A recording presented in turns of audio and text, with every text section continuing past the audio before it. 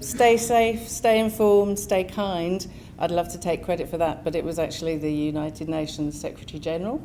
And it was really about thinking about your own safety and then jumping to the stay informed piece as business owners. It's not just about the way that we communicate with our stakeholders, our customers, our employees, everybody that we're connected with. It's the way that we also interpret information that we're receiving from around the place. So separating the fact from the fear is a really important part of our role.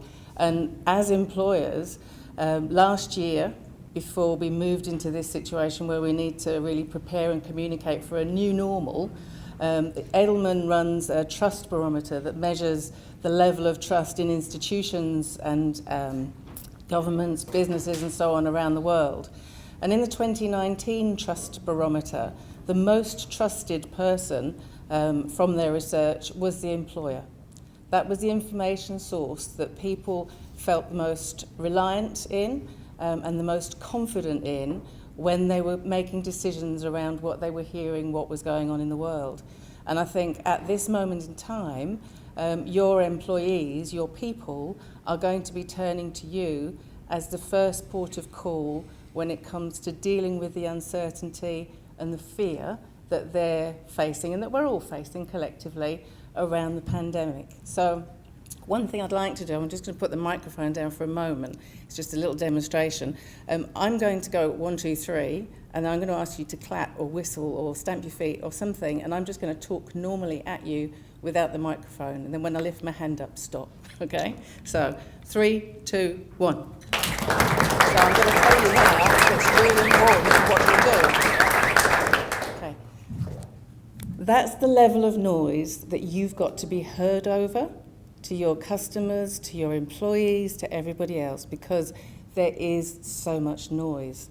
So finding out the facts of the situation, finding out the legalities, the requirements and so on, absolutely imperative, but then taking it to your employees and being together in this so that it's not top-down information that you're giving. You're actually including people in the communications process. You're listening to them, you're understanding a little bit more about why somebody might not want to come to work because their wife's told them to. It might be that they're a carer for somebody in a particularly vulnerable group. So they've got that concern going on in their mind, and they're hearing all that noise. They're not hearing the noise from you. From a business perspective, what we have to really try and hard to do is not just stay viable through this period of time, but look out the other side. Shannon mentioned, we don't know how long this is going to last for. Everybody's at a very different stage of a curve. And if you think, you've probably all seen the flatten the curve graphic that's going around, yeah? What I'd like you to try and do is imagine that underneath that, you've got your grid, you've got your peak curve, you've got your flattened curve. Underneath that, you've got 2 more curves. You've got confidence and you've got trust. Yeah?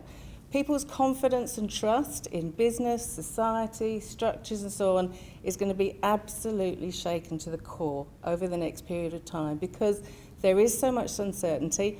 They're probably going to get sick. Somebody's going to be unwell that they love. There's going to be worries about can they work? Is there money there to feed my family? Is there food because we don't know if it's going to get shipped in? Yeah. So our role in this as good corporate citizens, if you like, is to help to work through that confidence and trust curve. And you won't do that if you've got top-down communications. It's only going to be if you work with your staff, with your suppliers, with your customers, and communicate and communicate and communicate all the time with clarity and consistency. Have a crisis plan, have a communications crisis plan so that the people within your organisation know who's responsible for what, who's going to take over when this bit of the puzzle goes wrong, who's going to be able to step in and keep all of the employees informed if you get sick. Yeah? We're not invincible. Yeah? We may have to go into self-isolation. Have a system where you do a dry run. At the beginning of the week, have half your workforce work from home if they can. Later in the week, have the other half. That will throw up some problems as to whether or not you're going to be able to maintain momentum and keep your business rolling over the course of the time that this may last for. But however it lasts, if we have got a hiatus within our organisation, custom is down, business is down, we can't deliver the services that we're doing, take that time to look ahead. Take that time to plan, to say, okay, the way that we do business now is going to alter radically because our industry sector, whatever that industry sector may be, has changed fundamentally. It's going to be a long time before any capacity will be increased to the degree it was previously. So how can we be smart? How can we be fleet of foot? There's always the number 8 wire saying that comes up here. But I think probably in the next few months, going into next year at least, that innovation, that ability to change the way that we do things and to collaborate with each other is going to be absolutely vital. Because this isn't a let's all lock down for a month or two, we'll all get better and it'll all be good. It's significant changes to the way that our connected world has now becoming disconnected. So how do we overcome that in the future? Keep in touch, talk with each other, involve people, use their creativity, build it together. That would be my thing there. Brilliant. It's absolutely about cutting through the noise because we will be prioritising the things that are going to inform our judgment and our decision making. So listening to people that we work with and alongside is absolutely paramount if we're going to make good decisions and allay their fears and maintain those relationships that we have with our employees and suppliers and so on. If they're in a situation where they're feeling that the response is underwhelming, then I think it's the discussing it with them and determining the context against which they're making that judgment. I mean, the government reactions in China, December, January, February, they have a number of advantages that are considered disadvantages in different societies. So the ability to say, right, that's it, we're going to do this, and people will comply with that particular instruction isn't necessarily something that's going to be happening or undertaken by somewhere else in the world, in another country. So contextualising the situation that you're in with your employees and discussing their own expectations and yours and finding that middle ground, finding that, okay, well, if you feel like this in this situation, what can we do to make sure that you stay with us because you're a valued employee and we need you with us, and balancing out with your own needs and concerns. But that looking at it, turning the world and looking at it from everybody's perspective is a key part of our role as business communicators, not just having that one single perspective. If we do that, it narrows the view and it limits the choices and opportunities that we can then pursue with those that work with us. And I don't know if that answers your question or not, but no, it's you know, it's a, there are, yeah. That we need to be aware that Yeah. there's a whole Different contexts, yeah. Very different contexts. And I think people are feeling progressively alarmed by the day.